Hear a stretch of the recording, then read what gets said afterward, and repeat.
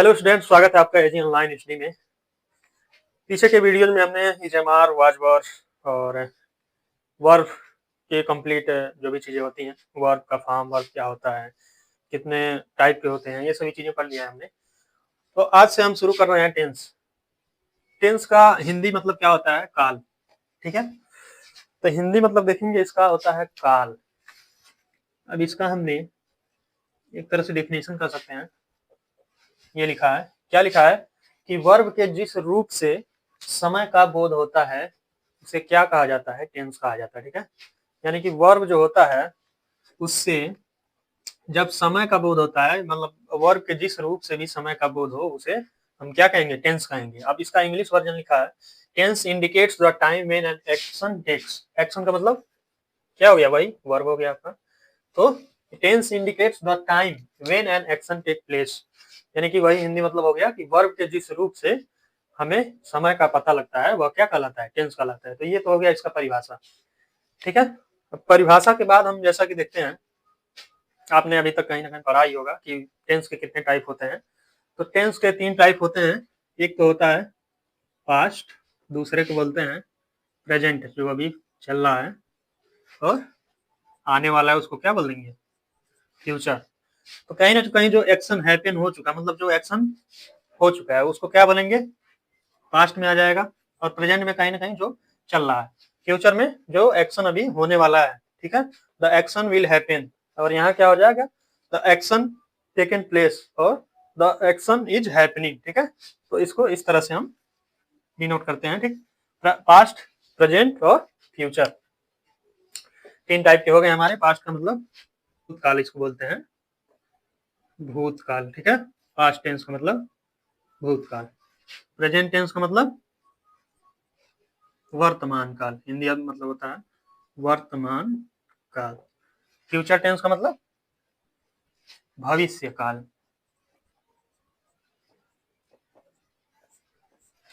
तो तीनों चीजें हो गई, भूतकाल, वर्तमान काल और भविष्य काल। जैसे यदि मैं एक सेंटेंस लिखूं, मैंने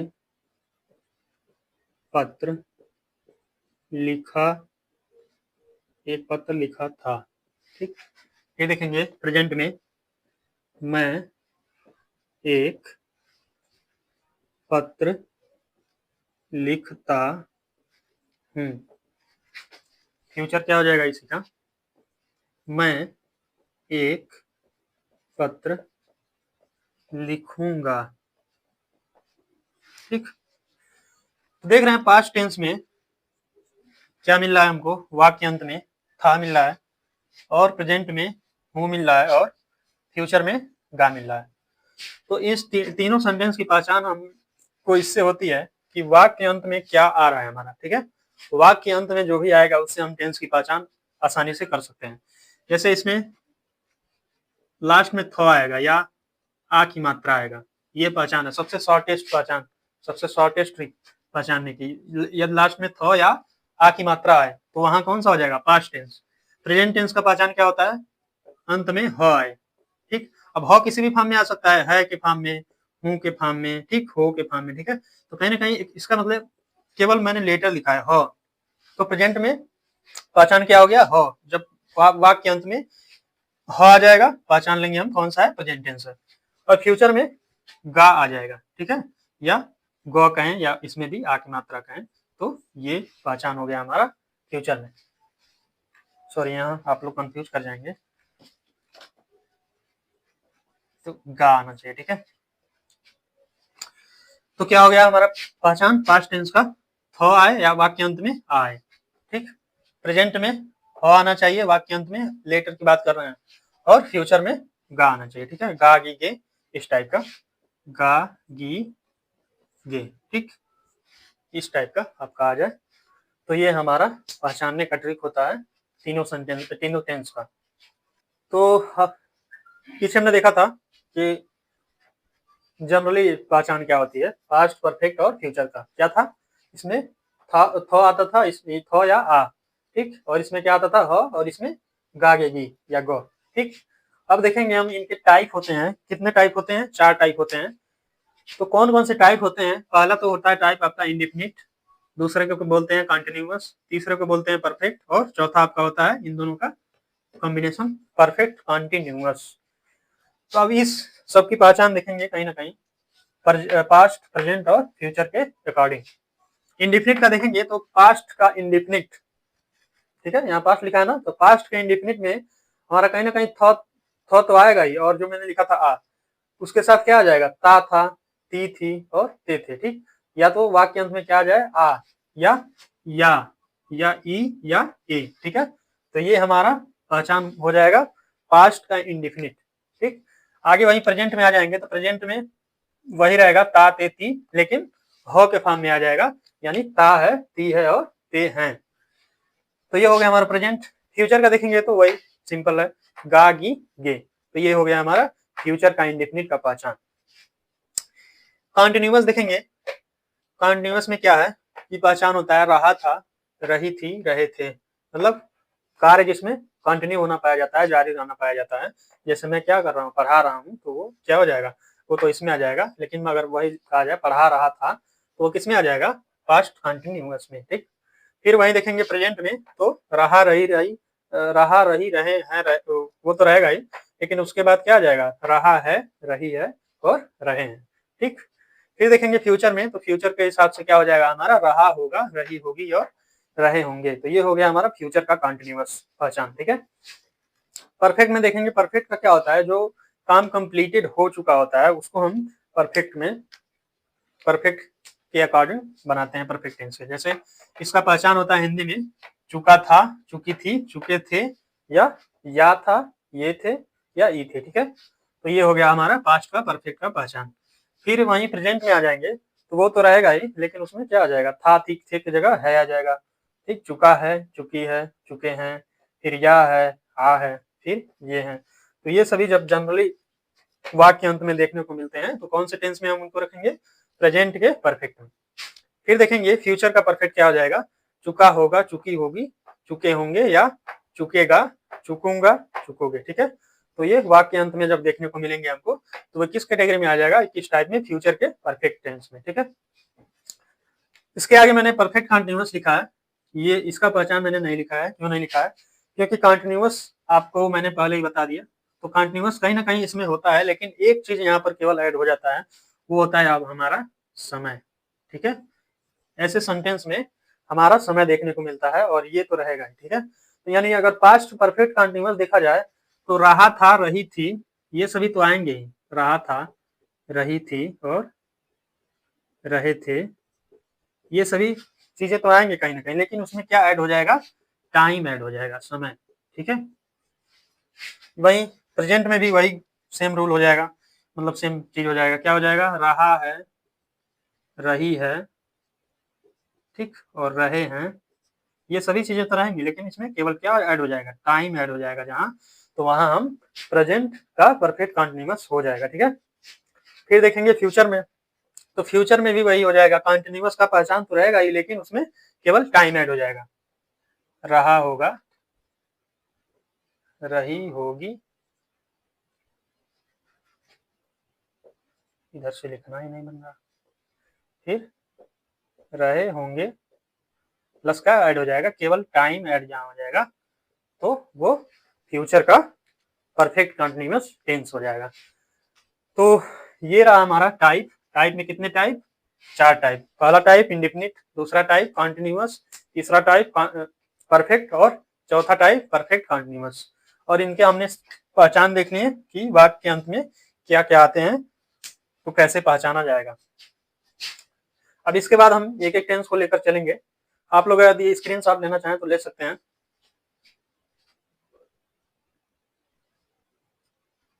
तो अब हम देखेंगे प्रेजेंट से। प्रेजेंट का पहला क्या होता है, सिंपल प्रेजेंट जिसको बोलते हैं, या जो मैंने पहले लिखा था प्रेजेंट इंडेफिनिट, ठीक। इसका पहचान मैंने बताया था, क्या है, ता है, ती है और ते हैं, ठीक है। तो ये सभी कहीं ना कहीं वर्ड्स हमको देखने को मिलते हैं वाक्य अंत में, वाक्य अंत में, ठीक। अब इसका यदि रूल देखा जाए, तो रूल कुछ यूँ होता है, सबसे पहले किसी भी रूल को लिखते समय सब्जेक्ट पहले लिखा जाता है। कोई भी सेंटेंस होता है आप लोग जानते हैं, सब्जेक्ट प्लस इसमें हेल्पिंग वर्ब नहीं आता है, इज एम आर। तो वर्ब में हम सिंपली क्या लगाते हैं, यस या ईएस लगाते हैं, ठीक। और वर्ब की कौन सी फॉर्म, बेस फॉर्म या फर्स्ट फॉर्म लिखा जाता है, ऑब्जेक्ट और अदर वर्ड, ठीक। तो क्या लिख दिया मैंने, सब्जेक्ट वर्ब की बेस फॉर्म या फर्स्ट फॉर्म, उसमें यस या ईएस लगाएंगे, और ऑब्जेक्ट फिर अदर वर्ड जो भी आएगा उसको हम लिखेंगे। तो ये होता है हमारा रूल। अब इसमें कौन कौन से सेंटेंस आते हैं, तो सेंटेंस वे आते हैं जो यूजुअली हम चीजें करते आ रहे हैं, करते हैं, ठीक है। जैसे कि मैं पढ़ाता हूँ, ठीक। और यूजुअली जो चीजें होती हैं वो तो आएंगी, और नेचुरली जो चीजें डेली बेसिस पे आकर हो रही हैं, मतलब डेली बेसिस पे हो रही हैं या होती हैं, तो वो क्या हो जाएगा, वो भी इसमें आ जाएगा सिंपल प्रेजेंट में या प्रेजेंट इंडेफिनिट में। जैसे सूरज पूरब में उगता है। तो आप लोग देख रहे हैं इसमें क्या आ रहा है, ता हूं, और यहाँ भी क्या है, ता है, ठीक।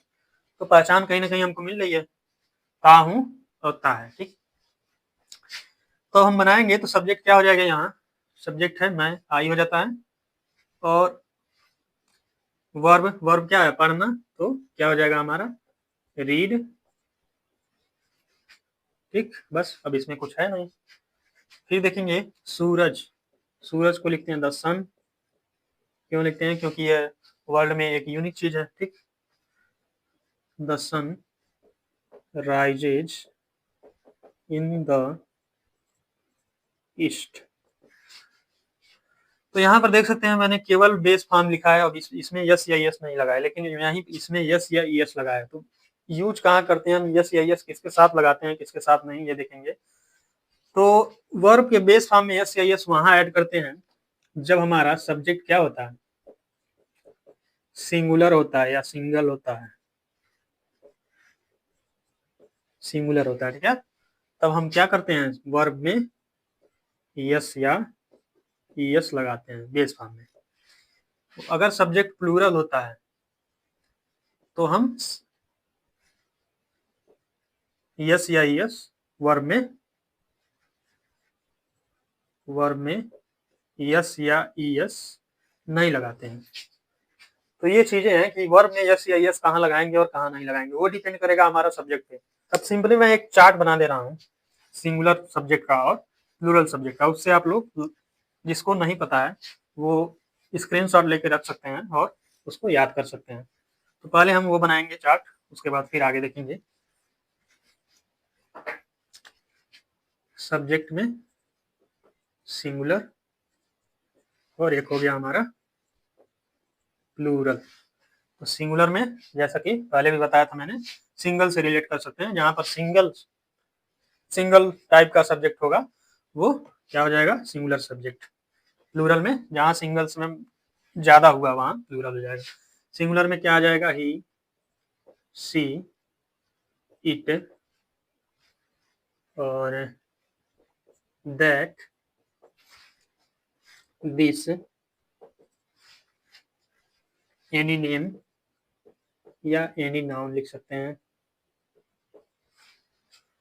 प्लूरल सब्जेक्ट में देखेंगे आई, यू, दे, पहले भी मैंने लिखा था, दिज,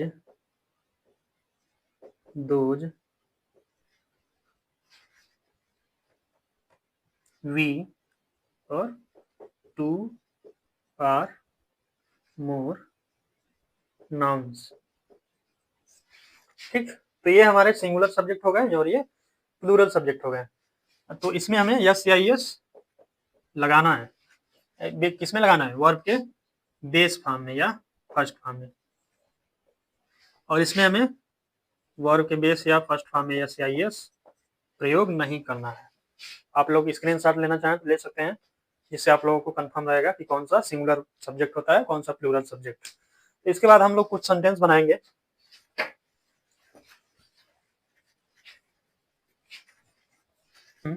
एक पत्र लिखते हो, तो क्या बनाएंगे? सब्जेक्ट है हमारा तुम, तो यू, और लिखना का क्या होता है? इसमें इज एम आर प्रयोग नहीं होता है, आप लोग खासकर ध्यान रखेंगे। तो क्या हो जाएगा? You right. अब यू कैसा सब्जेक्ट है? प्लूरल सब्जेक्ट है, तो इसमें यस या यस लगेगा? बिल्कुल नहीं लगेगा, गलत हो जाएगा। यस या यस नहीं लगेंगे, ठीक है। यू राइट ए, एक का ए और लेटर, तो ये हमारा सेंटेंस का ट्रांसलेशन हो गया, यू राइट ए लेटर। लेकिन फिर अगला देखें हम, वह अपना पाठ याद करता है। बनाएंगे, सब्जेक्ट है हमारा वह, तो क्या लिखेंगे? ही, या यहाँ पर सी भी लिखा जा सकता, नहीं सॉरी, करता है ना, तो ही रहेगा। ही याद करने का, लर्न। अब ही क्या है? सिंगुलर सब्जेक्ट है या सिंगल सब्जेक्ट? तो क्या इसमें यस या यस के तौर पे हम केवल यस लगाते हैं, L A R N S, learns. और ही के साथ अपना के लिए लगाते हैं हिज, और फिर लिखेंगे बच्चा का पाठ, तो LESSON, he learns his lesson. ये हमारा सेंटेंस बन के रेडी हो गया कि वह अपना पाठ याद करता है। क्या हो जाएगा? He learns his lesson. इसी तरह बोला जाए, सूरज पूरब में अस्त होता है या डूबता है, तो वो क्या हो जाएगा? The sun set. Base form क्या होगा? डूबना का सेट, और उसमें द सन क्या है? सिंगुलर सब्जेक्ट है, तो यस लगा देंगे। The sun sets in the west, पश्चिम में डूबता है, ठीक है। अब इसमें देखेंगे तो इसको हम बोलते हैं कौन सा फॉर्म? अफर्मेटिव, अफर्मेटिव सेंटेंस इसको बोलते हैं, ठीक। अब इसमें भी कितने फॉर्म होते हैं, कितने सेंटेंस होते हैं?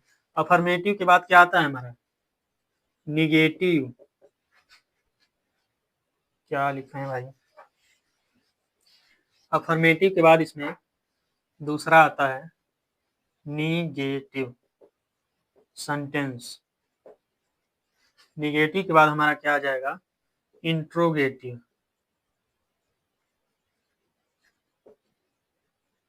इंट्रोगेटिव, और इंट्रोगेटिव के बाद क्या आ जाएगा?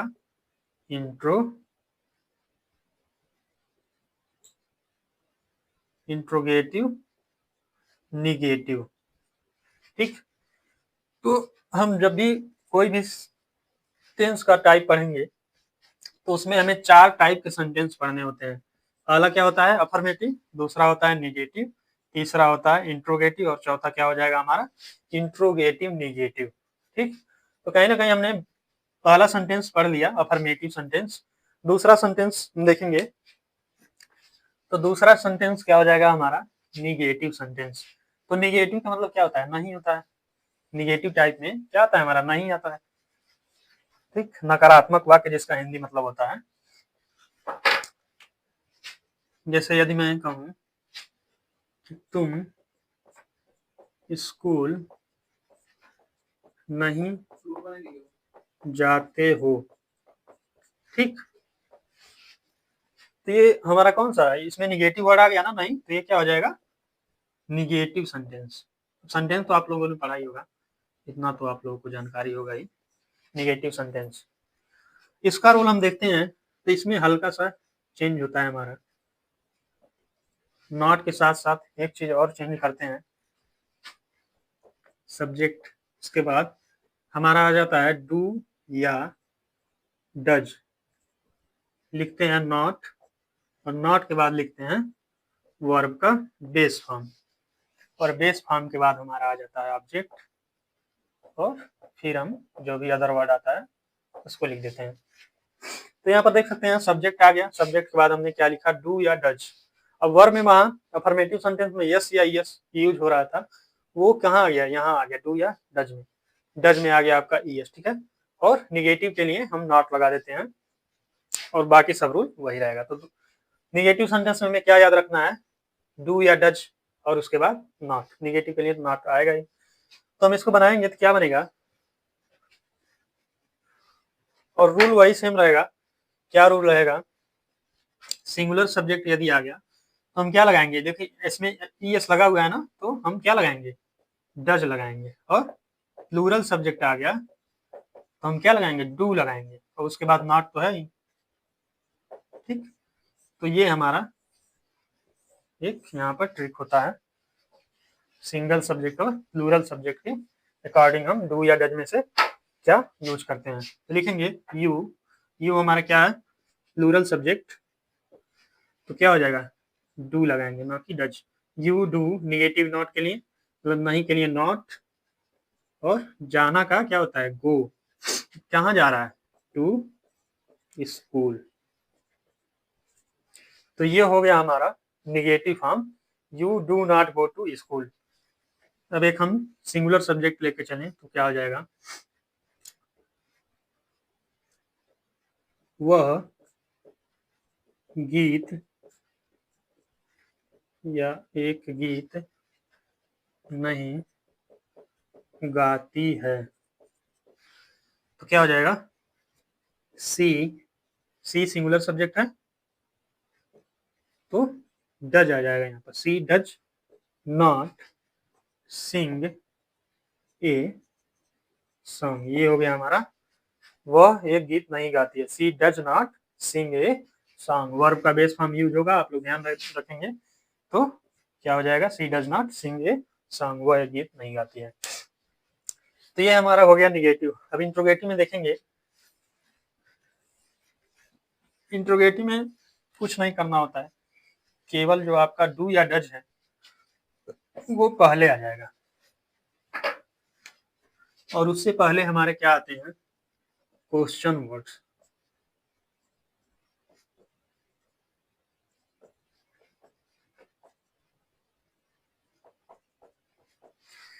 तो देख सकते हैं सबसे पहले इसमें क्या आ जाता है, क्वेश्चन वर्ड, उसके बाद डू या डज, सब्जेक्ट, वर्ब, ऑब्जेक्ट और अदर वर्ड। क्वेश्चन वर्ड क्या क्या होते हैं यहाँ पर देख लेंगे, जैसे हो गया क्यों, कब, कैसे, कौन। ठीक, तो ये सभी हमारे क्या होते हैं क्वेश्चन वर्ड। क्यों का क्या होता है, वाई, कब का वेन, कैसे का हाउ, ठीक, कौन का हु। तो ये सभी क्वेश्चन वर्ड में आ जाएंगे। देखेंगे जैसे मैंने लिखा है, क्या तुम उसे जानते हो, लास्ट में हमारा क्या आता है, क्वेश्चन वर्ड आता है, इसको भी ध्यान रखेंगे, क्वेश्चन मार्क। ठीक, तो इंग्लिश में भी क्वेश्चन मार्क लगाते हैं लास्ट में, ऐसा कि नहीं कि ट्रांसलेशन बनाने के बाद हम लोग फुल स्टॉप लगा दिए, तो वो क्या हो जाएगा, सेंटेंस आपका गलत हो जाएगा। तो यहाँ पर देख सकते हैं क्या इस क्वेश्चन वर्ड में नहीं आया है, ठीक है, इसको क्वेश्चन वर्ड में नहीं रखा जाता है। तो इसको बनाने के लिए हम सिंपली यहाँ से शुरू करते हैं, डू या डज से। जब सेंटेंस हमारा किससे शुरू हो, क्या से शुरू होता है, तो सब्जेक्ट के अकॉर्डिंग यहाँ भी वही चलेगा, डू या डज का कॉन्सेप्ट। तो सब्जेक्ट हमारा यू है, तो यू के साथ क्या आ जाएगा, डू आ जाएगा। तो डू यू, जानना का क्या होता है, नो, और उसे का हिम या हर लिख सकते हैं। लास्ट में क्वेश्चन मार्क अवश्य लगाएंगे, नहीं तो हमारा सेंटेंस पूरा गलत हो जाएगा। तो जब क्या सीखा हमने कि जब सेंटेंस हमारा क्या से शुरू हो रहा है तो हम डू या डज से उस सेंटेंस को बनाते हैं या ट्रांसलेट करते हैं। अगला लिखें हम, क्या रेखा सुबह जल्दी उठती है, लास्ट में हमारा क्वेश्चन मार्क। तो फिर से हमारा सेंटेंस क्या हुआ, क्या से शुरू हो गया, और सब्जेक्ट क्या है, रेखा, तो सब्जेक्ट ही पहले लिख सकते हैं, उसके बाद हम लिखेंगे, रेखा लिख लिया हमने। तो क्या के लिए हम क्या लगाएंगे, रेखा हमारा सिंगुलर सब्जेक्ट है तो डज लगाएंगे, डज रेखा। उठना या जगना का क्या होता है, वेक अप, वेक अप। और सुबह जल्दी क्या हो जाएगा, early in the morning, last में क्वेश्चन मार्क। देख सकते हैं दूसरा सेंटेंस सिंगुलर सब्जेक्ट टाइप का, does Rekha wake up early in the morning, क्या रेखा सुबह जल्दी उठती है। तो हमारा जब सेंटेंस क्या से शुरू हो गया तो हम डू या डज से सेंटेंस की शुरुआत करेंगे ट्रांसलेशन करते समय। अगर वही मैंने लिखा, हाँ, तुम रोज नहाते क्यों हो, निगेटिव टाइप में डालना था इसको, लेकिन चलिए, तुम रोज नहाते क्यों हो। तो इसमें देख सकते हैं क्वेश्चन वर्ड टाइप का क्वेश्चन वर्ड आ गया, क्यों। तो क्यों को हम पहले लिखेंगे, क्या हो जाएगा इसका अंग्रेजी, वाई। अब वाई के बाद हम सब्जेक्ट देखेंगे, सब्जेक्ट क्या है हमारा, तुम, तो लिखेंगे यू, और इसके बाद हम डू या डज को लिखेंगे, तो यू के हिसाब से यहाँ पर डू, वाई डू यू बात डेली, ठीक, यहाँ पर क्वेश्चन मार्क। तो हो गया हमारा, तुम रोज नहाते क्यों हो, वाई डू यू बात डेली। तो जब क्वेश्चन वर्ड टाइप आता है तो हमारा देख सकते हैं कहाँ आता है, बीच में आता है कहीं पे क्वेश्चन वर्ड, और जब वाक्य क्या से शुरू होता है तो डू या डज से बनाते हैं। तो ये हो गया हमारा इंट्रोगेटिव सेंटेंस। तो कितना हमने पढ़ लिया, अफर्मेटिव, अफर्मेटिव के बाद हमने देखा निगेटिव, निगेटिव में हम क्या लगाते हैं, डू या डज लगाते हैं और उसके बाद नॉट ऐड कर देते हैं, तो हमारा निगेटिव बन जाता है।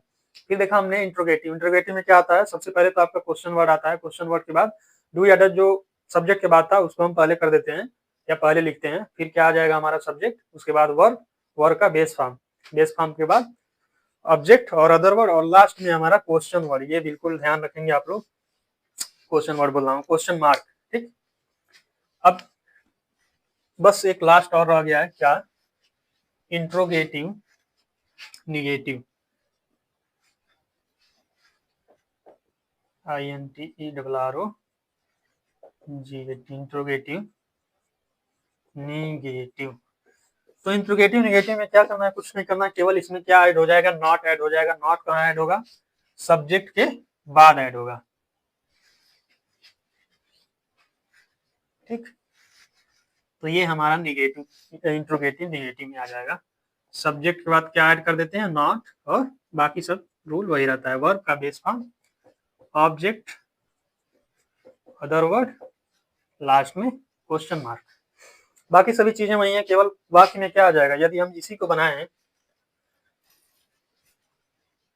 इसी को इंट्रोगेटिव निगेटिव कर दें तो क्या हो जाएगा इसका, क्या तुम उसे नहीं जानते हो, लास्ट में क्वेश्चन मार्क। क्या रेखा सुबह जल्दी नहीं उठती है,